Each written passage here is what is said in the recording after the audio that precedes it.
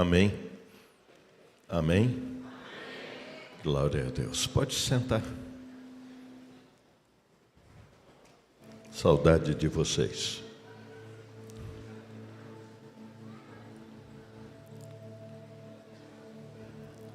Nós temos... Deixa o povo parar de movimentar um pouquinho.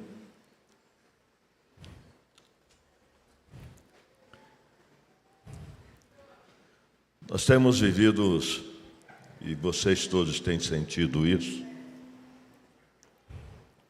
dias difíceis. Quando eu falo dias difíceis, parece que tem alguma coisa pesada no ar. Nós estamos vendo por todas as partes um movimento de povo de Deus anunciando que Jesus Cristo está voltando.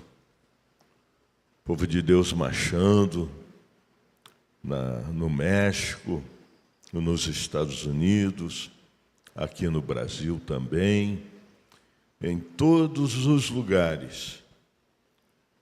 E o que isso quer mostrar para mim? O que isso quer mostrar para você?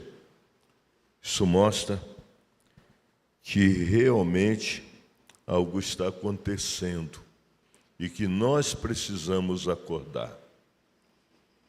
O Evangelho é lindo.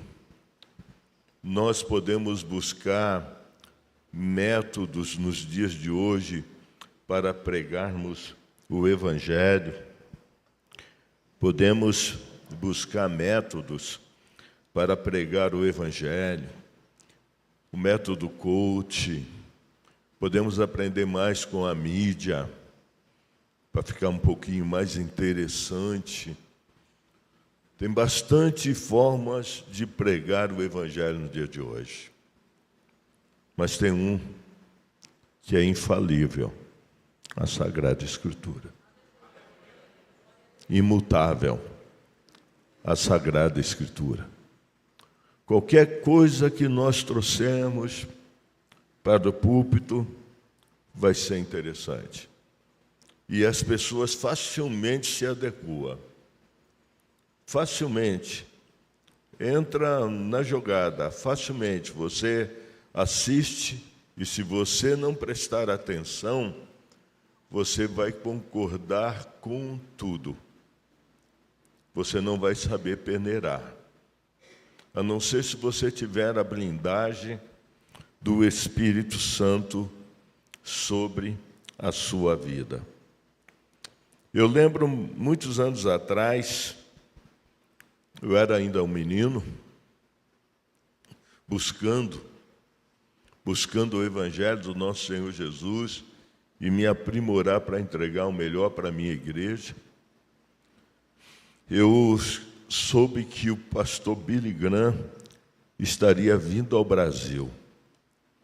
Naquela época eu tinha uma televisão Teleotto.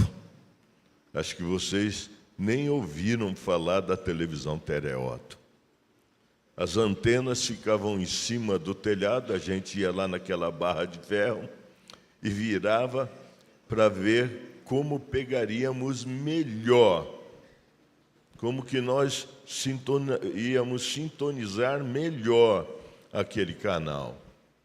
E eu lembro que ele ia passar determinada hora na Bandeirante. E eu me preparei com caderno, me preparei deixando a minha televisão já sintonizada, e sentei-me com a minha família na sala, e esperando lá aquele sermão maravilhoso, lindo, e ele veio com esse aqui, João 3,16. Porque Deus amou o mundo de tal maneira que deu o seu Filho unigênito, para que todo aquele que nele crê não pereça, mas tenha vida eterna. No meio de tudo aquilo, eu fiquei tão, assim, decepcionado, para dizer a verdade, porque eu esperava um sermão que eu nunca tinha ouvido na vida. Esperava um sermão das alturas, né, que ele ia pegar lá no céu, ia trazer aqui para a terra um sermão que ninguém conhecia, por ser o Billy Graham, o homem que atraía a multidão, o homem que, quando fazia o apelo, a multidão vinha à frente. E ele vem com esse sermão: Deus amou o mundo de tal maneira que deu o seu Filho unigênito, para que todo aquele que nele crê não pereça, mas tenha a vida eterna. E ele fez a seguinte pergunta: como é que você está, meu irmão? Como é que você tem vivido nesses últimos tempos? Você tem vivido para viver uma vida eterna? Como é que você tem gastado os seus dias? E eu fui assim, pegando o meu caderninho, né, que estava ali prontinho para anotar um montão de coisa, fui pegando, deixando ele do lado e prestando atenção num sábio pregador do Evangelho. Muitas vezes a gente quer falar tanto, né?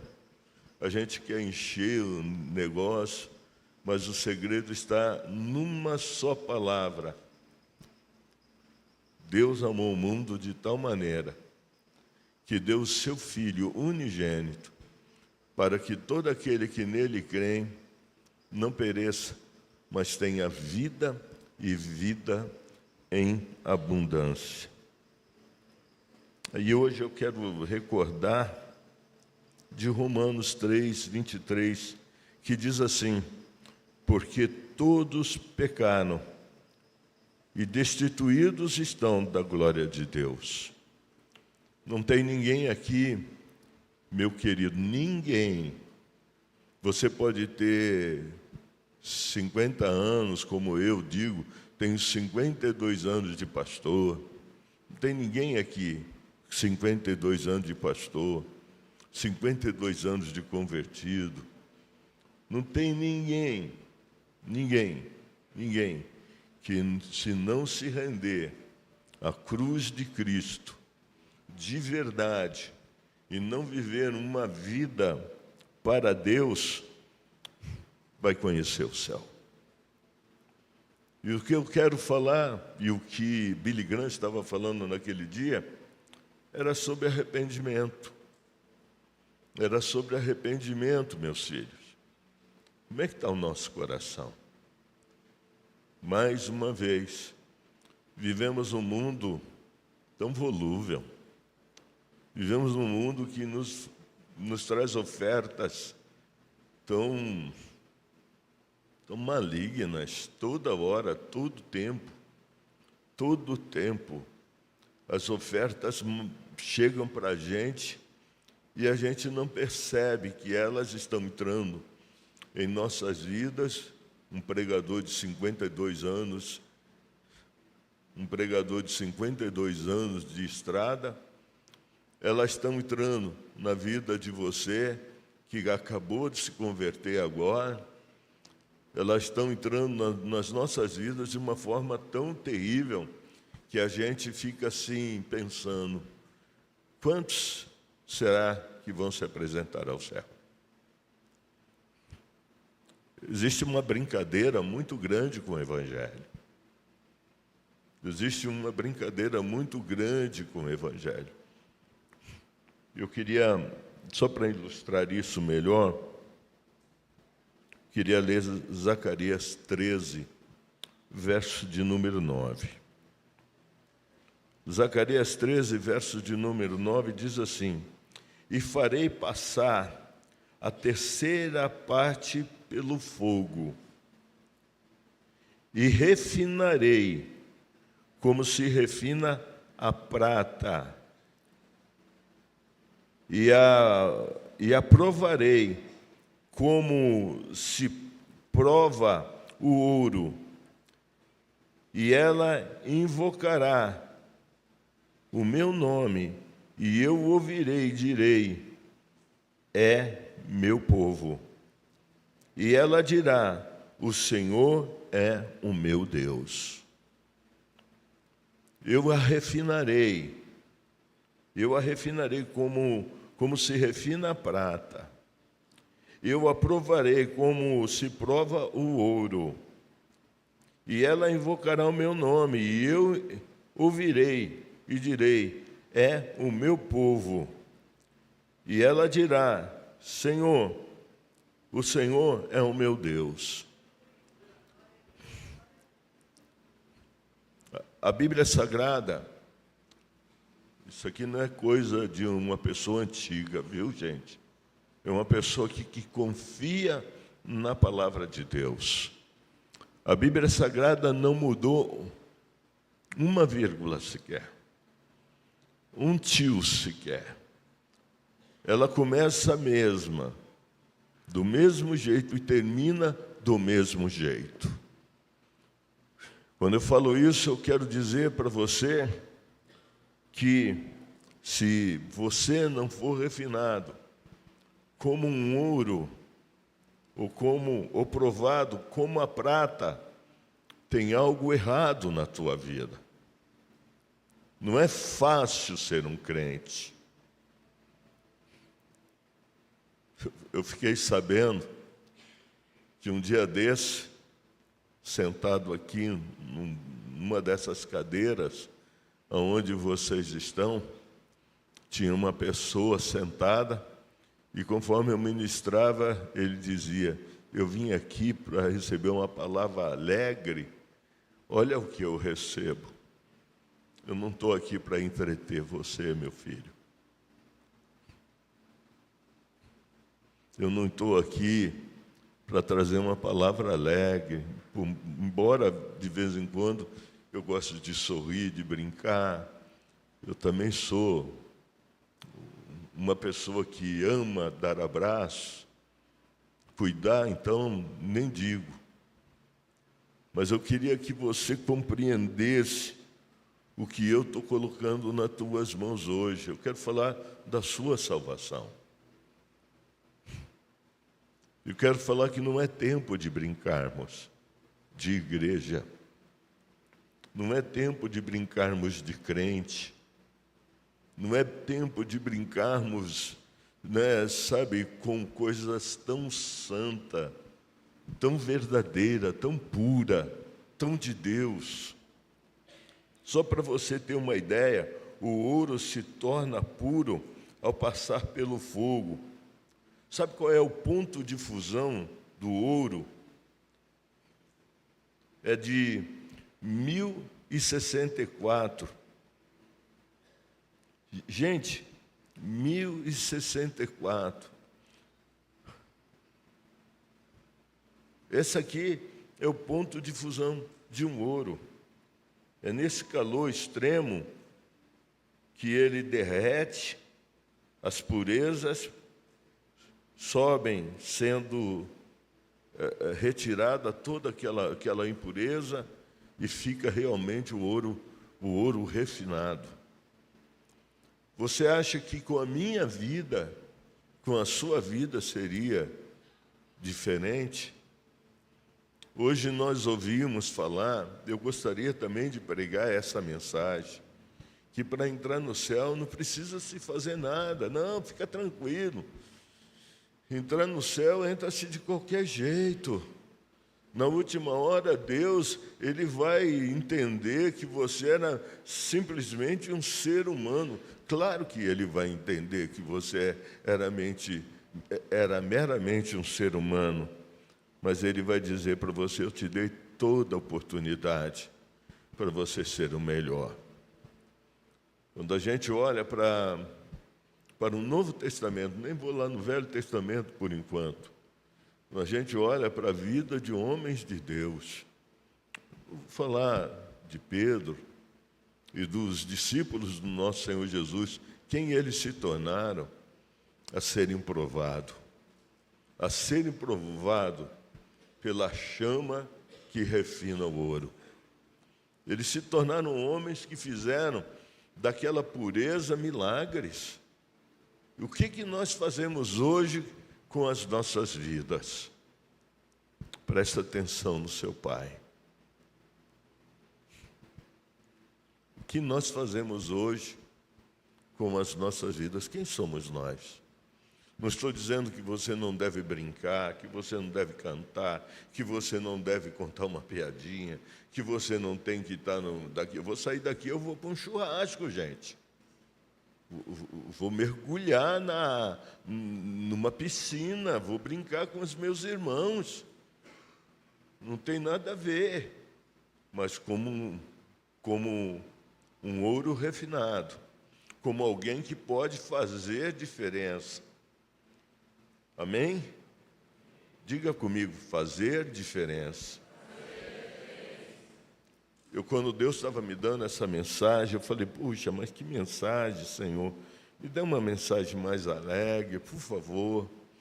Por favor, estou precisando de uma mensagem mais alegre nesse momento. Estou precisando daquelas mensagens que eu saio dando reteté no palco, e que eu viro de cambalhota, e que a igreja aplaude cada cambalhota que eu der, cada pulinho que eu der. E o Senhor disse, não é por isso, não é para isso que eu te chamei. Ah, Deus, mas deixa eu conduzir a igreja numa alegria tamanha. Ele falou, dessa vez não. Preste atenção, eu vou um pouquinho mais à frente, e eu queria dar exemplo de Abraão. E vocês vão entender tudo que eu estou falando aqui. Abraão viu Deus. Ele encontrou Deus debaixo de uma árvore. Você já deve ter lido isso em Gênesis 18. Se vocês puderem colocar aqui para mim. Gênesis 18, de 1 ao 2, depois de aparecer-lhe o Senhor nos carvalhais de Manre, então ele, assentado à porta da tenda, no calor do dia, e levantou os seus olhos, olhou, e eis 3 varões que estavam em pé junto a ele. Abraão viu Deus, gente. Vocês já viram Deus? Estão perdendo tempo. Ele está aí do seu lado. Quanto mais a gente se refina no ouro, mais Deus a gente vê. Quanto mais a gente se refina no ouro, mais a voz de Deus nós ouvimos. Quanto mais calor na nossa vida para nos refinar, como um ouro é refinado, mais unção, mais poder. Isso aqui não aconteceu à toa. Abraão viu Deus em forma de homem. Isso mostra que nós podemos ter experiências reais da presença de Deus. Eu passei por cada situação na minha vida e eu preciso contar 2 para vocês. Eu estava passando os piores dias da minha vida. Eu estava vivendo uma situação terrível mesmo. Era o INSS, que tinha pego a minha aposentadoria e colocou no meio da aposentadoria de bandidos. E eles queriam me prender de todas as formas. Foram dias que eu chorei demais. O INSS me colocou na sala da Polícia Federal. Eles faziam pergunta para me humilhar. A minha mão, toda ela ficou rachada. Carrego sequela até hoje nas minhas mãos. Os meus pés. Mas eu lembro um dia que eu estava em frente a um INSS, a minha filha estava lá buscando um documento para mim, a minha filha é advogada, e de repente passou um senhorzinho atrás de mim. Quando ele passou, eu falei, ele é diferente. Ele foi até a esquina e voltou. E ele voltou e disse da seguinte forma, quero falar uma coisa para você. O Deus a quem eu sirvo está dizendo que Ele está segurando esse probleminha que está nas suas mãos. Assim como Ele segura o sol, as estrelas, Ele está segurando esse probleminha. Sabe por que eu estou contando isso hoje para você? Eu não sei o probleminha que você está segurando. Mas se você for realmente um homem de Deus, não uma brincadeira de Deus.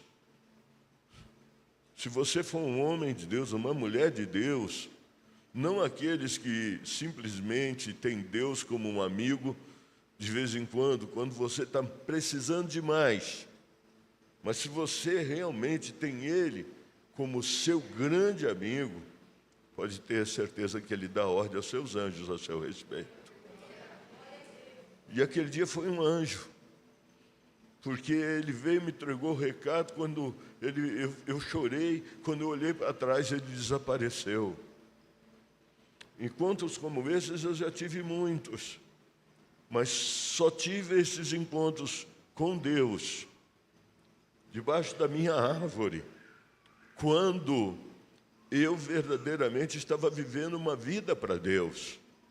Não adianta nada, sabe, a gente querer mostrar, né, nada. Olha, eu digo que é maravilhoso você estudar, você se encher da teologia, você buscar demais o Senhor em todos os aspectos da tua vida.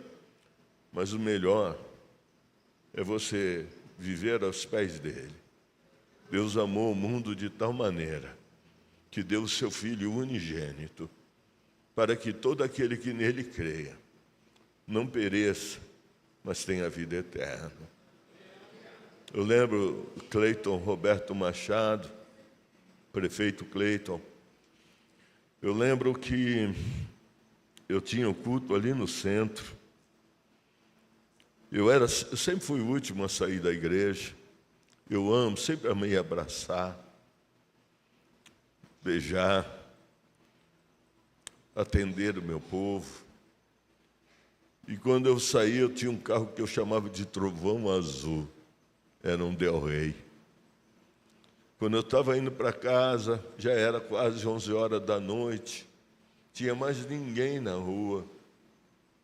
Valinhos pequenos naquela época. Meu carro falhou. Meu carro parou. Passou alguém, falou: "Está acontecendo, pastor?" Eu disse: "Eu estou aqui com a minha família. Você pode levar minha família para casa?" Pegou a minha família, levou para casa. Eu sentei dentro daquele carro, debrucei minha cabeça, comecei a orar. Falei: "Deus, isso aqui já aconteceu 3, 4 vezes. Eu não sei como arrumar isso. Os mecânicos dizem que não tem conserto." Aí nisso chegou um senhor, bateu na janela do meu carro. Eu olhei, ele disse: "Oi, está acontecendo alguma coisa?" Eu falei: "Estou com um problema no meu carro e eu não sei arrumar. Deixa eu ver, dá partida." Eu dei partida. Ele falou assim: "Só tem uma chave de fenda?" Cleito, que época é essa, né? Eu quero que vocês voltem a essa época, gente. Só tem uma chave de fenda. Eu virei e falei: "Já levei esse carro no mecânico, eles não arrumaram, nem com aquilo que eles têm lá." Ele falou: "Eu só preciso de uma chave de fenda." Se o senhor tiver um alicate também vai ajudar." Foi lá, abriu o capô do carro, daqui a pouco falou: "Dê partida." Eu dei, pegou. Aí ele virou e falou: "Isso vai acontecer de novo e vai acontecer num lugar muito perigoso. Aí eu quero que o senhor sente aqui. Mande alguém sentar atrás do volante, aí o senhor vem aqui e vai fazer exatamente o que eu vou te ensinar." E eu fiz. E ele me ensinou. Mais tarde eu fui pregar em Juquiá, na terra da minha Nerci. Faça assim com a mão, Nerci. Trouxe tanta gente de longe para cá que vocês nem imaginam. E eu então fui pregar lá em Juquiá. E quando eu estava pregando lá em Juquiá, estava descendo a Regi Bittencourt, uma rodovia que era de uma mão só, meu carro começou a falhar. A minha falecida esposa perguntou: o que está acontecendo? Fica tranquilo que o anjo me ensinou a consertar. O que eu quero falar para você, nesse bate-papo de um pai que ama, de um pai que quer bem, de um pai que não quer ver você quebrado, um pai que não quer ver você se arrastando, um pai que não quer ver você se perdendo pelo caminho, é você aprender a viver uma vida podendo ver Deus. Mas é interessante esse exemplo que eu dei, né? Abraão viu Deus, ele encontrou Deus debaixo da árvore. Isso é muito interessante.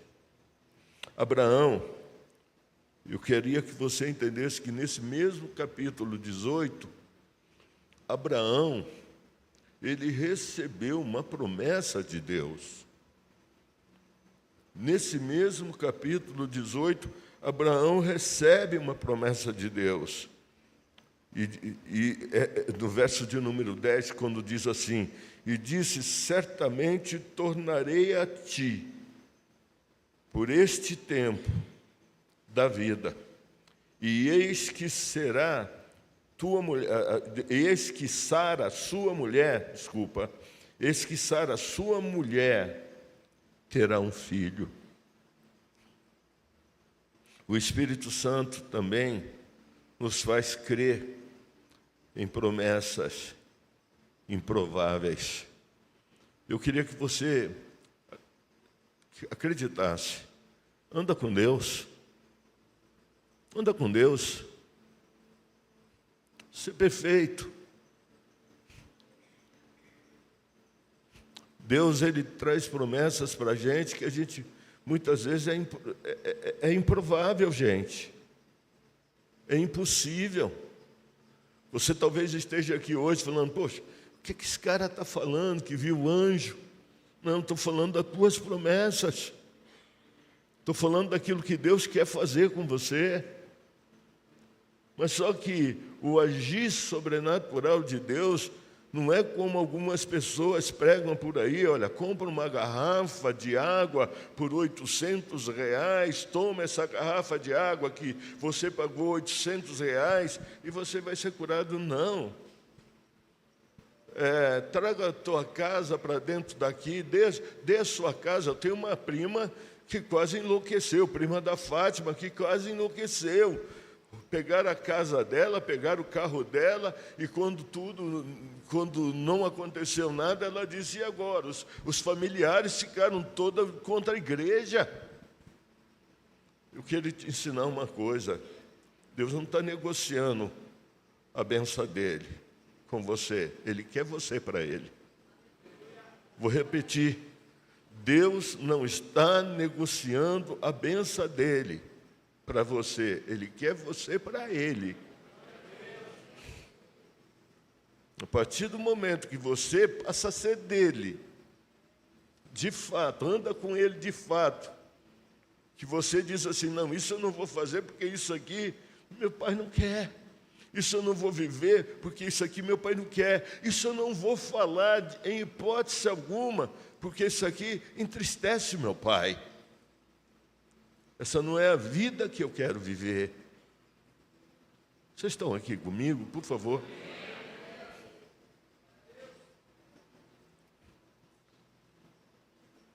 Deus fala, e mesmo que pareça tarde demais, a promessa se cumpre.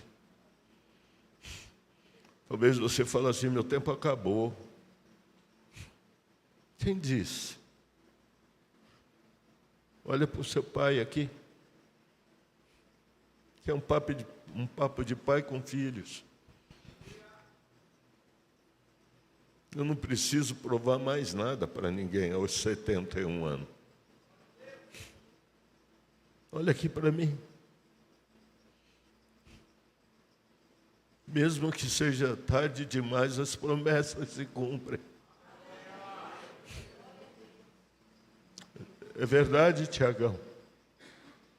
Vocês entenderam, né?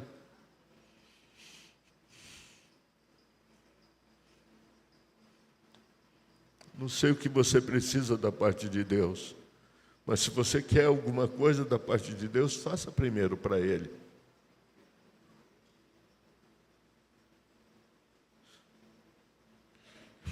E eu vou lhe mostrar mais uma coisa. Agora imagina só quando você vê Deus, face a face, debaixo de uma árvore, a ponto de você vê-lo de uma certa forma que você fala assim: mulher, prepara o rango aí. E falei rango. Prepara a comida aí, mulher. Faça o melhor. Gente, mata um boizinho bom. Um carneirinho bom. Prepara o queijo. Mas mesmo depois de tudo isso, depois que vem a promessa, deixa eu perguntar para você, quantos aqui já foram provados?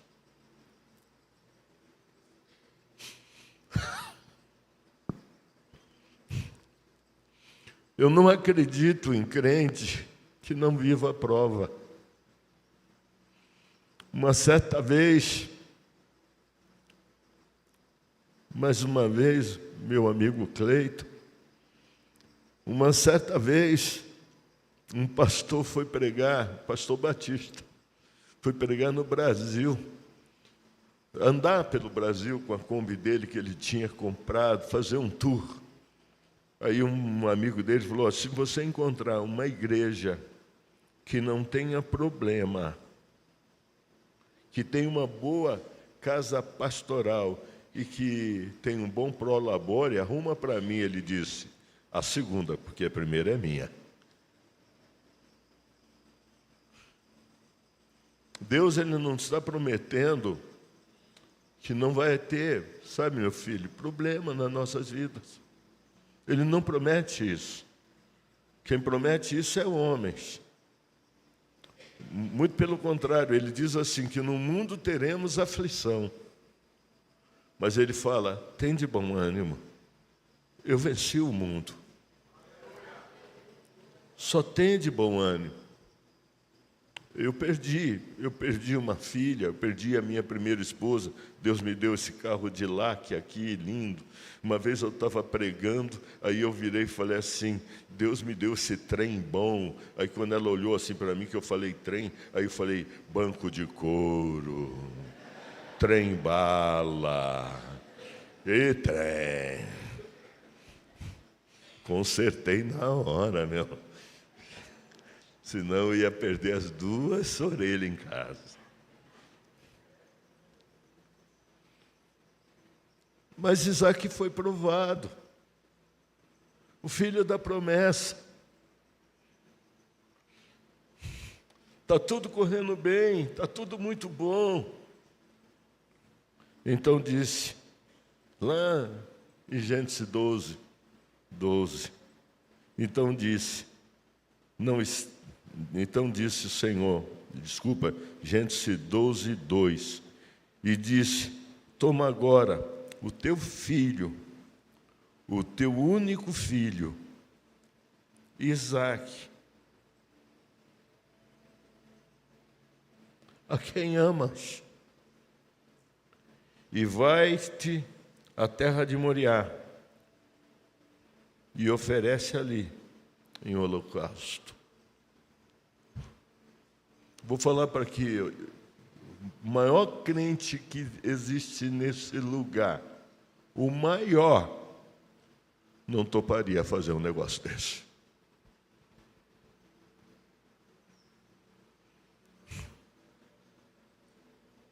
Não toparia.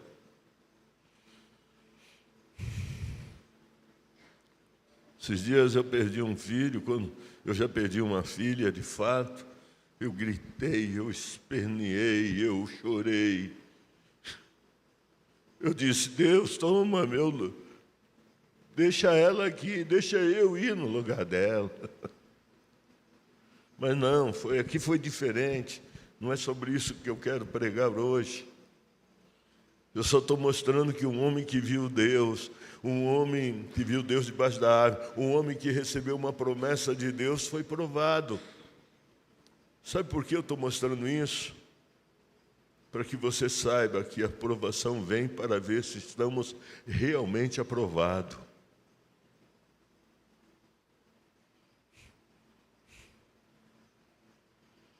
Sabe como nós vivemos numa época dessa? Como pessoas não aprovadas. O Evangelho é muito simples. A gente não precisa fazer muito esforço. A gente senta na frente da televisão e fala assim, eu vou assistir uma mensagem com alguém que não tem coração, que não vai te dar um feedback. Estava tratando de uma pessoa, e vou terminar, já estou terminando, meus filhos, de uma pessoa esses dias que foi assistir um encontro em um determinado lugar. E foi bom, pagaram R$ 2.700. Quando voltaram separados.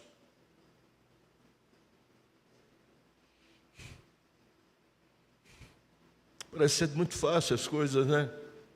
Mas a juntar as pecinhas, tem que amar, tem que andar de mãos dadas, tem que chorar junto. No outro dia alguém perguntou, o senhor quer uma igreja muito grande? Eu falei, eu não dou conta. Eu não dou conta de ver todo mundo, eu não dou conta de abraçar todo mundo, eu não dou conta de sorrir para todo mundo, eu não dou conta, mesmo trabalhando de segunda a segunda, eu não dou conta de atender todo mundo. Aí alguém perguntou, mas como uma igreja enorme dá conta? Eu virei e falei, porque é número, eu não sou boiadeiro, eu sou pastor. As minhas ovelhas têm nome, não número. Embora eu tenha trabalhado pastores para me ajudar a cuidar, porque a gente quer que cresça, mas quer que cresça com qualidade. Pergunta que eu faço para você. Você ofereceria seu Isaac? Você viu Deus, o que você falaria para Deus? Deus apareceu para mim naquele dia, debaixo daquela árvore, eu conversei contigo. Aí depois talvez você iria falar assim, quando ele pediu seu Isaac. Deus, o Senhor me fez uma promessa. Aquilo era improvável. Olha a minha idade, olha a idade da minha esposa. Aquilo era fora de tempo. Mas o Senhor me fez aquela promessa. E ele não fala nada, hein? Meu Deus, mas agora só pede meu Isaac, o filho da promessa. Vou fazer uma pergunta para você. Pode ficar sentadinho aí. Só responde no seu consciente. Você já conhece o seu Isaac? Como é o nome do teu Isaac que você precisa entregar hoje para Jesus? Como é o nome do Isaac que você precisa entregar hoje para Jesus e que você está lutando para não entregar? Será que o nome desse Isaac chama pornografia? Será que o nome desse Isaac chama masturbação? Será que o nome desse Isaac se chama álcool? O nome desse Isaac se chama maledicência, fofoca.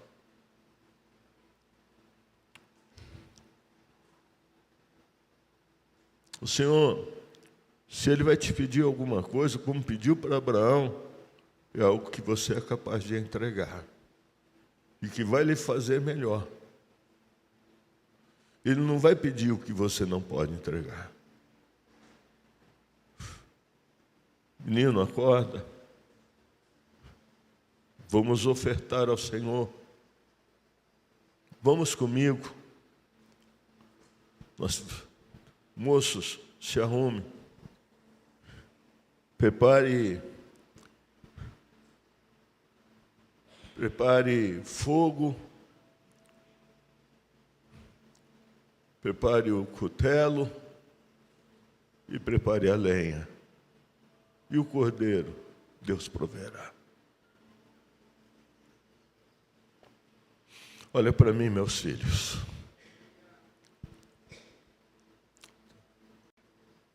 Chegamos num momento que a gente não pode mais brincar.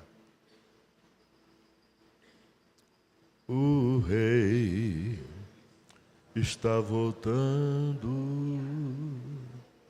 O rei está voltando. A trombeta ressoando, o meu nome a chamar. O rei está voltando. O rei está voltando. Aleluia. Ele vem me buscar. Se é hoje, se é amanhã, quando, não sei quando, mas eu tenho certeza, absoluta certeza, que Ele está voltando.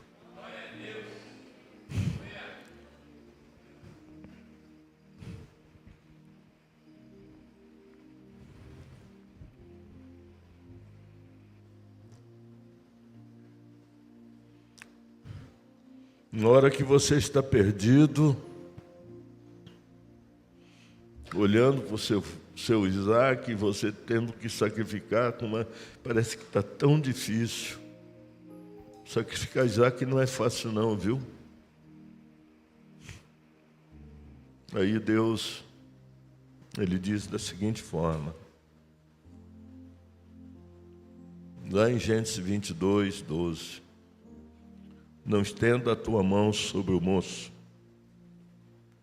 e não lhe faça nada, porque agora sei que temes a Deus. A palavra está aqui, sei que temes a Deus. Aqui está a palavra, sei que temes a Deus. Qual é o Isaac que nós precisamos deixar aqui nesse lugar hoje? Qual é o Isaac que não pode voltar para casa? É a falta de temor de Deus.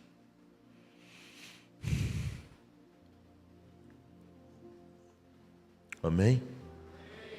Vocês entenderam isso?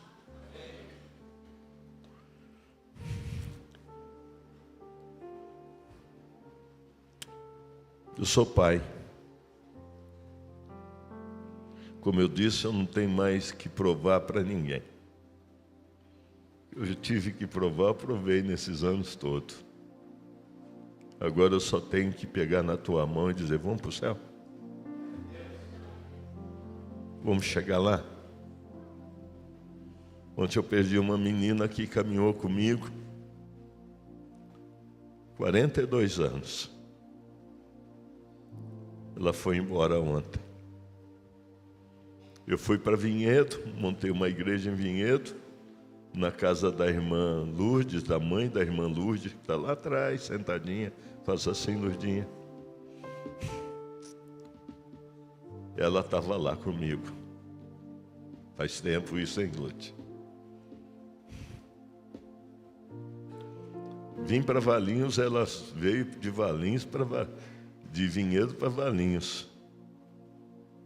Aí nós montamos uma igreja em Vinhedo para ela ficar lá. E ontem, aos 82 anos, ela partiu. Eu fui ao velório dela pela parte da manhã, que eu sabia que à tarde ia ter bastante gente. Olhei para minha menina, com 82 anos. Eu falei, puxa, gratidão, minha filha. Como valeu a pena caminhar com você. Você chegou antes de mim. Aí a Fátima, minha esposa, teve uma ideia maravilhosa. Faça um culto aqui, faça. Chama a família que está aqui, aí nós fizemos um pequeno culto. Eu e a minha menina, de 82 anos.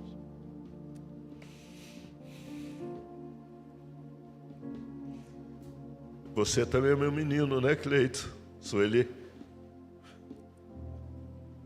Já fazem mais ou menos isso também.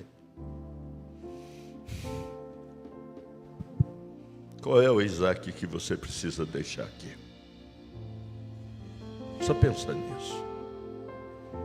Que Isaac você não pode levar para casa?